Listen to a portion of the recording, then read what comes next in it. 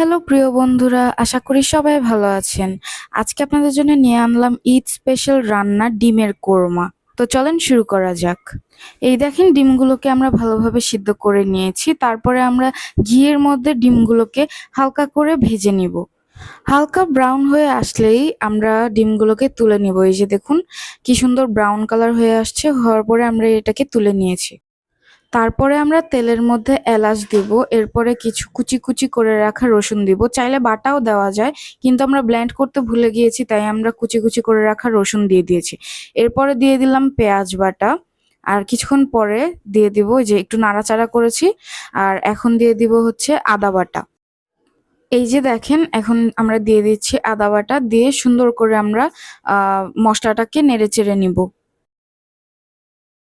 মশলাগুলোকে ভালোভাবে নাড়াচাড়া শেষে আমরা দিয়ে দিব স্বাদ মতো নুন। এই দেখুন আমরা দিচ্ছি আমাদের স্বাদ মতো নুন। এরপরে দিয়ে দিব মরিচ পরিমাণ মতো, তারপরে দিয়ে দিব হলুদ, তাও পরিমাণ মতো। এই সবগুলো দিয়ে আমরা আবারও এটাকে ভালোভাবে নাড়াচাড়া করব।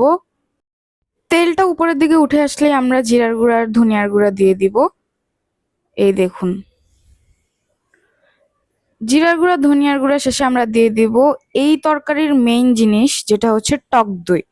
টক দইটা আমরা পরিমাণ মতো দিয়ে ভালোভাবে নেড়েচেড়ে নিব।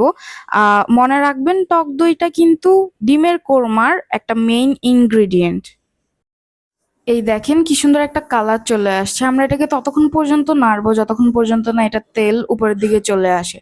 তারপরে আমরা এই তরকারিতে অ্যাড করব বাদাম, জায়ফল, জয়ত্রী আর পোস্তদানার পেস্ট। এই যে দেখুন আমরা দিচ্ছি। আমরা বাদাম, জায়ফল, জয়ত্রী আর পোস্তদানাকে বেটে তরকারিতে দিয়ে সুন্দর করে নেড়েচেড়ে নিচ্ছি।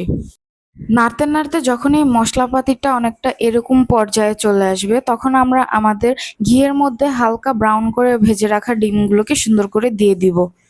দিয়ে দিয়েছি আমাদের ডিম। এখন ডিমগুলোকে ভালোভাবে এই মশলার পেস্টটার সাথে মিক্স করব, নাড়াচাড়া করব। তারপরে মরিচ দিয়ে দিব, এরপরে দিয়ে দিব দুধ। দুধ আর টক দই ডিমের কোরমার মেইন ইনগ্রিডিয়েন্ট। এই দুইটা জিনিস ডিমের কোরমার মেইন ইনগ্রিডিয়েন্ট। তারপর ভালোভাবে নাড়াচাড়া করে এটাকে উতরাবো। তারপরে হালকা সামান্য পরিমাণে একটু চিনি দিয়ে দিব ফ্লেভারের জন্য। সুন্দর করে নাড়াচাড়া করে হালকা গ্যাসের মধ্যে এটাকে বসিয়ে রাখবো। তারপরে উপরে দিয়ে দিব পেঁয়াজ বেরেস্তা। উফ, দেখেন কি সুন্দর কালার আসছে। তো এই যে রেডি হয়ে গেল আমাদের ডিমের কোরমা। এখন আমরা কড়াই থেকে ডিমের কোরমাটাকে একটা বাটিতে শিফট করে রেখে দিচ্ছি।